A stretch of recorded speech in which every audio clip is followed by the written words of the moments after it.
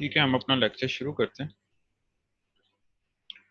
आज हम कुछ कंपोनेंट्स को देखेंगे जो कि HTML से भी रिलेटेड हैं और कुछ जो हैं वो हम जावास्क्रिप्ट का थोड़ा सा कोड देखेंगे। इसमें साथ इंक्लूड करेंगे jQuery को भी थोड़ा सा आज।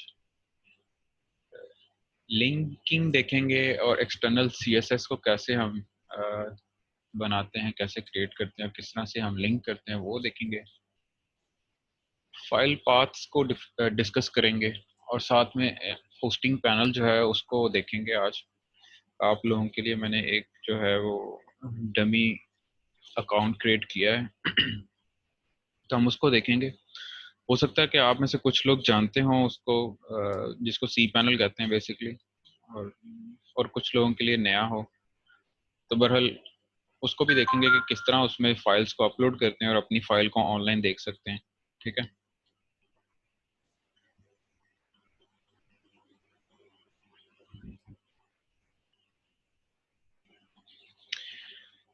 अच्छा जी, हम आज थोड़ा सा हेड पार्ट को देखेंगे कि हेड पार्ट में क्या क्या चीज़ें जो है हम डिफाइन करते हैं या क्या इंक्लूड कर सकते हैं।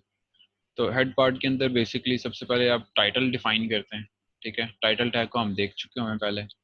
उसके बाद आप डिफाइन करते हैं स्टाइल शीट को, उसको भी हमने डिस्कस किया था कि आप स्टाइल जो है उसको डिफाइन कर सकते हैं। ठीक है, और CSS का पार्ट जो है, इंटरनल जो CSS होती है उसको डिफाइन कर सकते हैं। उसके साथ आप मीटा टैग्स को कुछ डिफाइन कर सकते हैं। थोड़ा सा मीटा टैग को आज देखेंगे।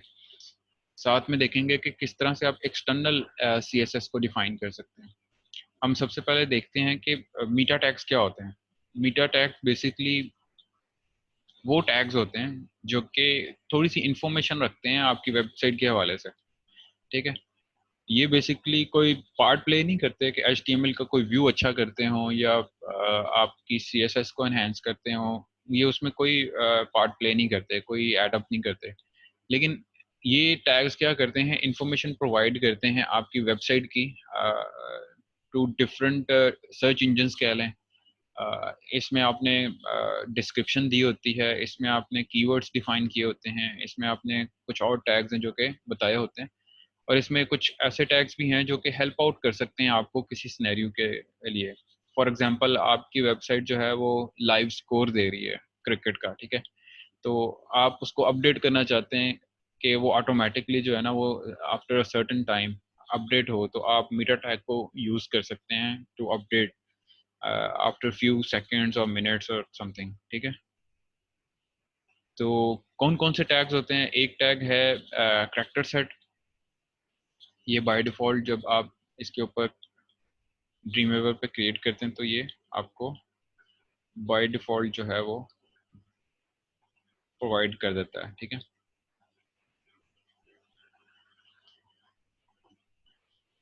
इसमें देखें क्या क्या लिखा हुआ है। करैक्टर सेट जो है ना एट्रीब्यूट हम ऑलरेडी डिफाइन कर चुके हैं। कंटेंट है, HTTP, इक्विप और साथ में नेम है। ठीक है, तो हम बेसिकली नेम एट्रीब्यूट को ज़्यादा यूज़ करते हैं जिसमें हम डिफाइन करते हैं डिफरेंट उनकी कैटेगरीज को। ठीक है, जिसमें डिस्क्रिप्शन आ जाता है, एक्सपायर्स आ जाता है, कीवर्ड्स आ जाते हैं और भी डिफरेंट है। ठीक है, कंटेंट टाइप भी आ जाएगा।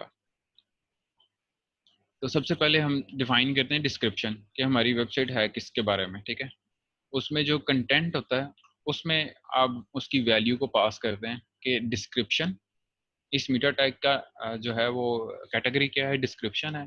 और उस डिस्क्रिप्शन का कंटेंट क्या है, वो ये है हमारा कि हम जो है वो week 5 लेक्चर अबाउट।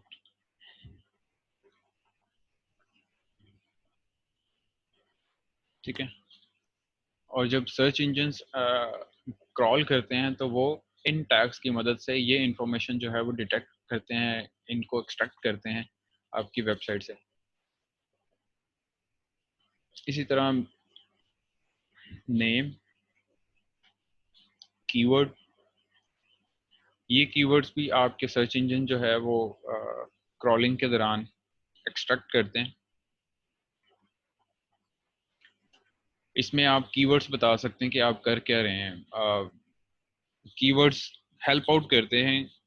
जो भी लोग आप में से डिजिटल मार्केटिंग का कोर्स पढ़ रहे हैं उन लोगों को कीवर्ड्स के बारे में बखूबी पता है। और कीवर्ड्स क्या यूज़ होते हैं बेसिकली, जो आप सर्च कर रहे हैं, आप अगर गूगल पे कुछ भी सर्च कर रहे हैं वो मैच करते हैं रेलिवेंसी आपके इन कीवर्ड्स के साथ, और फिर जो है गूगल आपका पेज डिस्प्ले करता है ऑन सर्च रिजल्ट्स। ठीक है, और कितने रैंक पे आता है वो भी डिपेंड करता है बाकी सारे फैक्टर्स के साथ, इंक्लूडिंग दिस फैक्टर। ठीक है, कि वो कितना रेलेवेंट है। आप कर रहे हैं इसमें HTML में भी आप कोर्स लिख दें, और कॉमर्स के साथ आप हर एक कीवर्ड को जो है वो सेपरेट करते जाते हैं।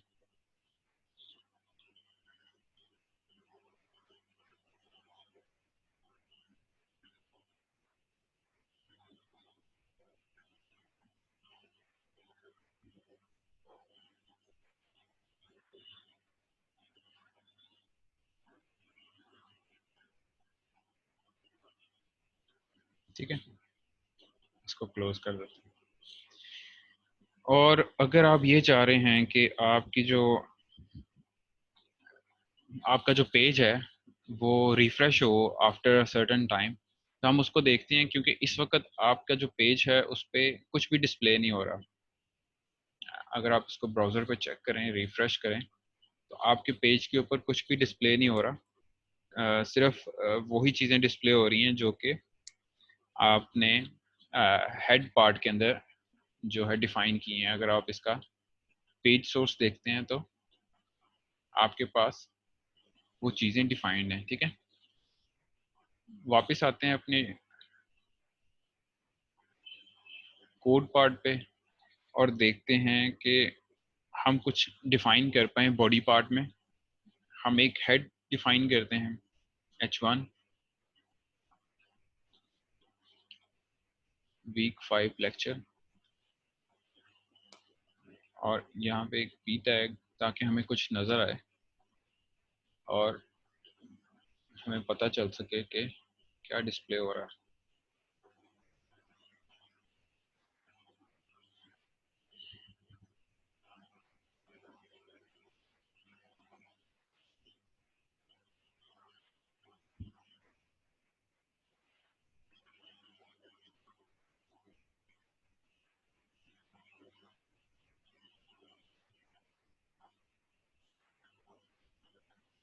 इसको सेव करें और हम ब्राउज़र पे दोबारा से देखते हैं। तो ये हमारा वीक 5 लेक्चर आ रहा है और साथ में हमारा पी टैग है जो जिसको हमने डिफाइन किया है वो साथ में आ रहा है। अब अगर मैं ये चाहता हूँ कि ये जो है पेज रिफ्रेश हो आफ्टर सर्टेन टाइम, तो मुझे मीटा टैग के अंदर एक और मीटा टैग को डिफाइन करना होगा, जिसमें मैं उसका HTTP इसको जो है डिफाइन करूँगा, इस एट्रीब्यूट को उसमें रखूँगा रिफ्रेश, और कंटेंट में लिखूँगा वो टाइम जिस टाइम के बाद ये रिफ्रेश होगा। लेट्स सी 5 सेकंड के बाद जो है ये पेज रिफ्रेश होगा। ठीक है, सेव करता हूँ और वापस अपने ब्राउज़र की तरफ रिज़ल्ट चेक करते हैं। अभी आप फील करेंगे कि आपका जो पेज है आफ्टर सर्टन ये जो आपने टाइम डिफाइन किया है उस टाइम के बाद रिफ्रेश होता है। ठीक है, ये आप आइकन्स देखेंगे तो आपको थोड़ा सा फील होगा, क्योंकि हमारी वेबसाइट सिर्फ 2 टैग्स हैं इसमें, तो वो जल्दी से रिफ्रेश हो जाती है। ठीक है, मीटर टैग्स और भी हैं, फिल वक्त ये इम्पोर्टेंट हैं जो कि सर्च इंजन्स के हवाले से भी इम्पोर्टेंट है। तो हम नेक्स्ट देखते हैं कि हम एक एक्सटर्नल CSS को कैसे डिफाइन कर सकते हैं। ठीक है, हम इस फाइल के अंदर कोई भी CSS जो है वो डिफाइन नहीं करेंगे। हम एक नई फाइल क्रिएट करेंगे और उसके अंदर क्या करेंगे, हमारे स्टाइल को डिफाइन करेंगे और उसको लिंक करेंगे इसके साथ। ठीक है, यहाँ पे मैं न्यू फाइल के अंदर CSS फाइल क्रिएट करूँगा। मेरी CSS फाइल जो है वो बन चुकी है और इसको मैं सेव करता हूँ सबसे पहले। इसको मैं week5 फोल्डर के अंदर ही एक नया फोल्डर बनाता हूँ जिसको नाम देता हूँ स्टाइल का, स्टाइल।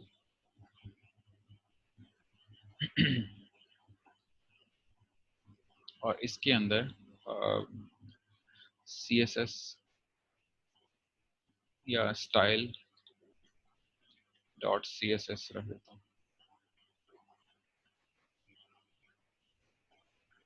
ठीक है। माइट भी उसमें कोई प्रॉब्लम थी इसलिए मैंने उसको यूज़ नहीं किया। आपने फील किया होगा कि उसमें जो है आप एडिट नहीं कर पा रहे थे उसको। अच्छा, शुरू करते हैं कि हम इसमें अपनी स्टाइल को है डिफाइन करते हैं। H1 टैग के ऊपर इसका कलर चेंज कर देते हैं, इसका फॉन्ट फैमिली चेंज कर देते हैं।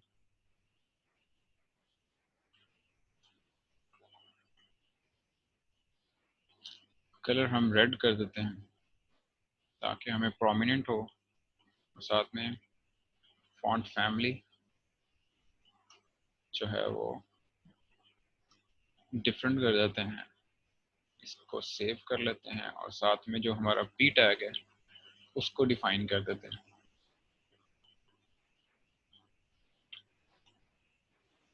इसको भी हम जो है वो डिफरेंट कलर दे देते हैं।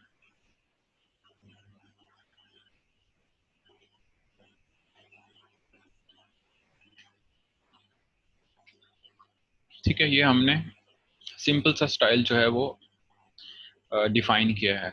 अब मुझे इस स्टाइल को, इस शीट को लिंक करना है इस पेज के ऊपर। पहले तो मैं रिफ्रेश करके देख लेता हूँ कि मेरे ब्राउज़र के ऊपर क्या रिजल्ट्स आ रहे हैं, ठीक है। तो आप देख रहे हैं कि कोई ऐसी चेंज नहीं है क्योंकि हमने इस स्टाइल को इंपोर्ट नहीं किया है। तो हम जो इंपोर्ट करते हैं अपनी स्टाइल शीट को, वो भी जो है अपने हेड पार्ट के अंदर करते हैं, ठीक है। हम इस स्टाइल को जो इंटरनली हमने डिफाइन किया उसको रिमूव कर देते हैं और लिंक टैग को यूज़ करते हैं, जो कि बेसिकली यूज़ होता है टू लिंक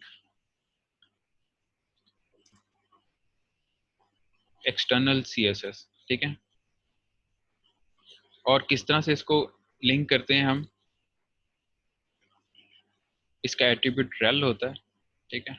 और इसमें हम बताते हैं कि इस लिंक की कैटेगरी क्या है, ठीक है।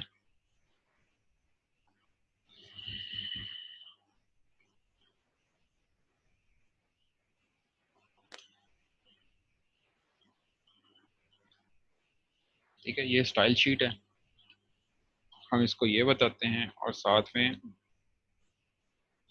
href यूज़ करते हैं ताकि हम उसका एड्रेस बता सकें कि वो किस लोकेशन पे है। अब आपको याद है कि हमने विद इन सेम फोल्डर एक नया फोल्डर बनाया था जहाँ पे हमारी ये फाइल index.html सेव है।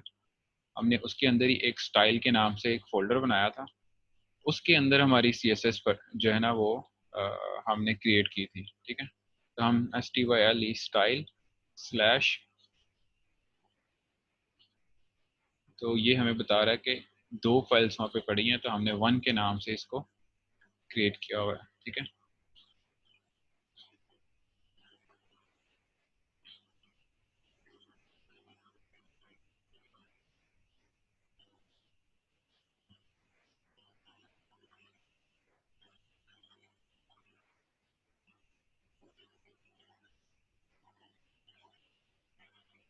इसका मैं नाम चेंज कर रहा हूँ ताकि वन जो है वो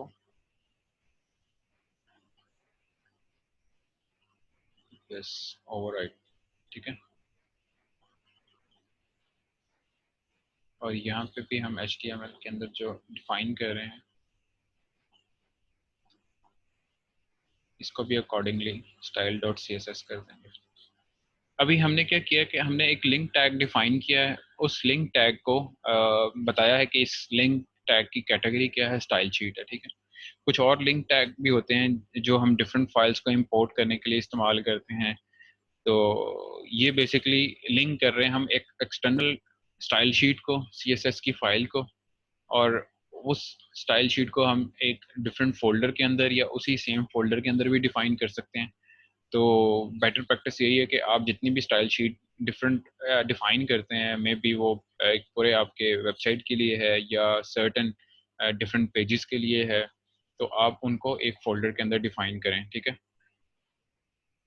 इसका रिजल्ट चेक करते हैं हमारे ब्राउज़र के अंदर।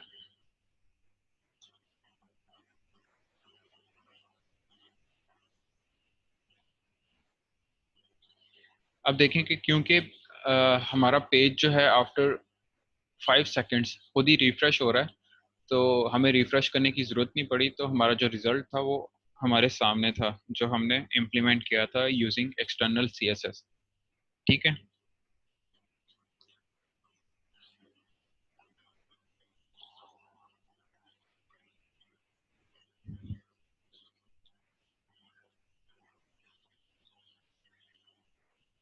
इसके अलावा एक और मीटा टैग जो है वो डिफाइन होता है, जिसकी इम्पोर्टेंस आजकल के हिसाब से बहुत ज़्यादा है। आजकल क्यों? क्योंकि आपके पास मोबाइल यूजर्स बहुत ज़्यादा हैं, ठीक है।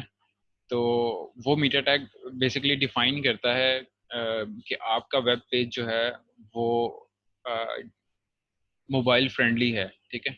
और आप उसको बताते हो कि जो पेज है वो ऑटोमेटिकली एडजस्ट कर ले विड्थ ऑफ द डिवाइस, ठीक है। तो उसके लिए जो मीटा टैग आप यूज करते हैं,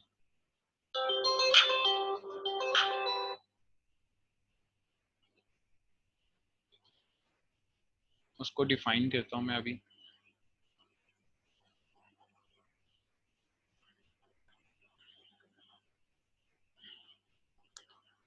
उसमें नेम नेम में चूज करते हैं आप व्यू पोर्ट, ठीक है, व्यू पोर्ट। और इसके बाद आप इसका जो कंटेंट है वो डिफाइन कर देते हैं,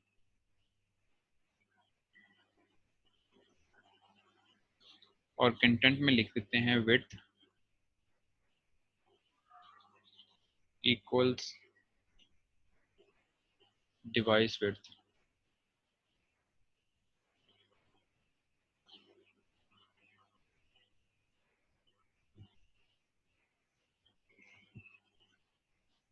ठीक है।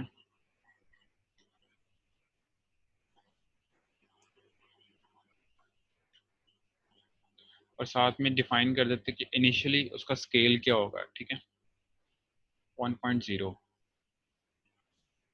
ये आप डिफाइन कर देते हैं, ठीक है।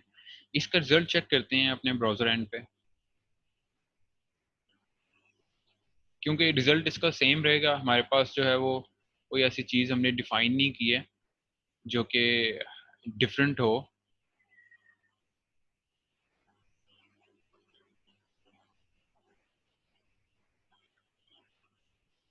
ठीक है।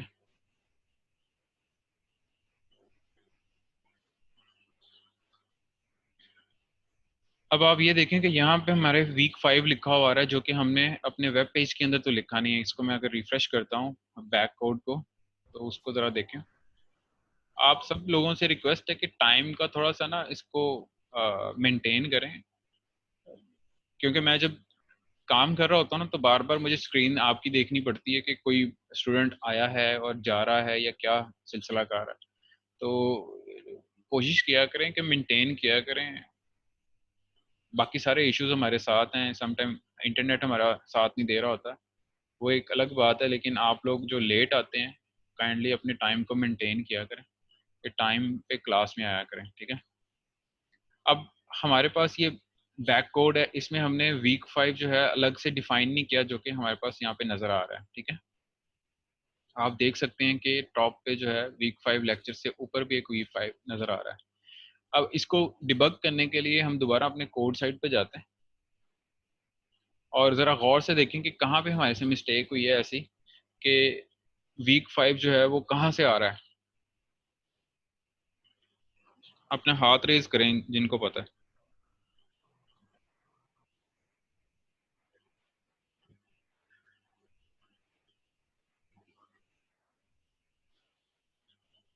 शाहजेब। सर आपने नीचे H1 में दिया बॉडी में वीक 5। अच्छा। नमान।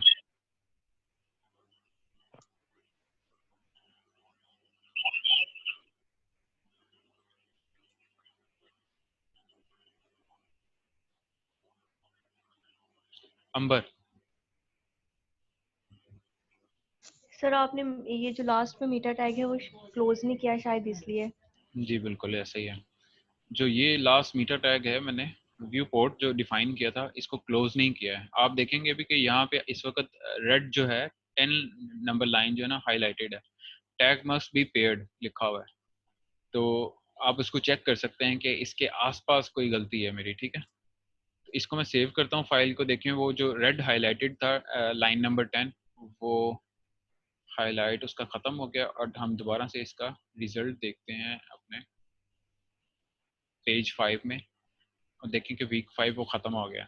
वो वीक 5 कौन सा लिखा हुआ आ रहा था, वो वीक 5 बेसिकली क्योंकि हमने टैग को प्रॉपरली डिफाइन नहीं किया था मिरर टैग को, तो वो जो टाइटल का वीक 5 हमने डिफाइन किया हुआ था वो उस वीक 5 को भी उसका पार्ट कंसीडर कर रहा था, ठीक है। तो ये बहुत ज़्यादा इंपॉर्टेंट है कि आप जितने भी टैग्स को यूज़ करते हैं उनको प्रॉपरली आपने ओपन करना है और प्रॉपरली क्लोज करना है, ठीक है। अगर आप चाहते हैं कि आपकी वेबसाइट के अंदर कोई भी इशू ना आए, और ये भी हो सकता है कि कुछ ब्राउज़र्स के अंदर ये इशू ना आए, कुछ ब्राउज़र्स इसको ऑटोमेटिकली जो है ना वो ड्यूरिंग रन टाइम इसको क्लोज कर दें और इसको प्रॉपरली दिखा दें। तो इन इम्प्रॉपर क्लोजिंग ऑफ टैग्स की वजह से क्या होता है कि आपके क्रॉस ब्राउज़र इश्यूज भी आते हैं, ठीक है। क्योंकि हर ब्राउज़र का अपना एक कंपाइलर है जो कि रीड करता है टैग्स को, ठीक है। हम हेड पार्ट के अंदर अभी तक जो हमने काम किया है उसके अंदर हम ये देख रहे हैं, हमने देखा है कि हम कुछ मीटा टैग्स को डिफाइन कर सकते हैं, हम कुछ जो है वो लिंक कर सकते हैं फाइल्स को, और कुछ जो है वो हम क्या कर सकते हैं, हम यहाँ पे जैसे हम स्टाइल डिफाइन करते थे हेड पार्ट के अंदर। अंबर आपका कोई क्वेश्चन है? ये सर, जी। सर ये जो आपने यूजर फ्रेंडली का एक हम लोगों को मीटा टैग करवाया है, हम हम्म। लोग सिर्फ क्या ये एक मीटा टैग यूज करके अपनी साइट को यूजर फ्रेंडली बना सकते हैं, मतलब कुछ और जरूरत नहीं है यूज करने की? हम्म, अच्छा क्वेश्चन है आपका। इसका आंसर मैं इस तरह से दूंगा आपको कि ये सिर्फ हम इन्फॉर्म कर रहे हैं ब्राउज़र को और हमारे जो सर्च इंजन्स हैं उनको कि ये जो साइट है वो यूज़र फ्रेंडली है, ठीक है। अदरवाइज हमें खुद से भी इसको जो है वो यूज़र फ्रेंडली करने की कोशिश जो है ना वो CSS के अंदर करनी होगी, ठीक है। उसके लिए हम बूटस्ट्रैप भी यूज़ कर लेते हैं, उसके लिए हम खुद से भी कुछ ऐसे डिफाइन कर लेते हैं CSS के अंदर, जैसे हम विड्थ को 100% कर लेते हैं और उसके अकॉर्डिंग हम जो फॉन्ट साइज़ है उसका भी एक हम पहले पिक्सल में डिफाइन कर रहे थे, हम फॉन्ट का एक और नया यूनिट है फॉर व्यू पोर्ट, हम उसको यूज़ कर सकते हैं। तो डिफरेंट वेज हैं, लेकिन इससे ऐसा नहीं पॉसिबल कि सिर्फ एक टैग डिफाइन करने से इन द हेड पार्ट आपकी पूरी जो वेबसाइट है वो मोबाइल हैंडी हो जाएगी, यानी कि मोबाइल यूज़र फ्रेंडली हो जाएगी।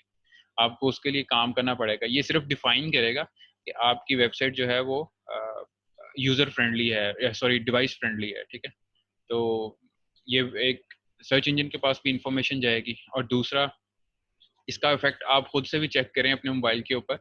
आप कोई भी पेज क्रिएट करते हैं उसको जो है वो शेयर करें अपने व्हाट्सएप के अंदर और फिर उसको ओपन करके देखें, उसके ऊपर क्लिक करके देखें तो वो ओपन होगा ब्राउज़र के अंदर, ठीक है।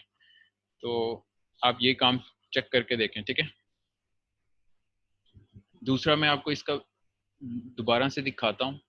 एक तो सबसे पहले मैं यहाँ पे टैग डिफाइन करने वाला था उसको ख़त्म करता हूँ, और यहाँ पे हम इस अपने ब्राउज़र की जो विड्थ है उसको चेंज करके देखते हैं, क्योंकि हमारे ये दोनों टैग की जो लेंथ है वो हमने डिफाइन नहीं की हुई, और सिर्फ यही दो कंपोनेंट्स हैं। अगर ज़्यादा कंपोनेंट्स होते तो हम इसका इफेक्ट भी चेक कर पाते प्रॉपरली, ठीक है।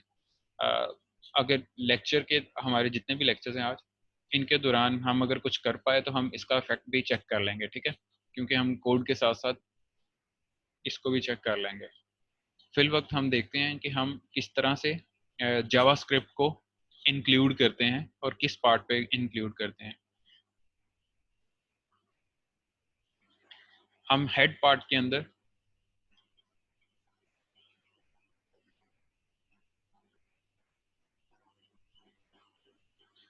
स्क्रिप्ट के नाम से टैग एक क्रिएट करते हैं। इस टैग के अंदर आप बेसिकली जावास्क्रिप्ट को भी इंक्लूड कर सकते हैं, और आप जे क्वेरी की जो कमांड्स हैं उनको भी आप जो है वो कोड कर सकते हैं। तो आज का हमारा एक टास्क भी है, हम जो है वो एक फंक्शन डिफाइन करेंगे जावास्क्रिप्ट के अंदर। तो हमारा ये सेशन ख़त्म होने वाला है, तो हम दोबारा से सेशन ज्वाइन करते हैं।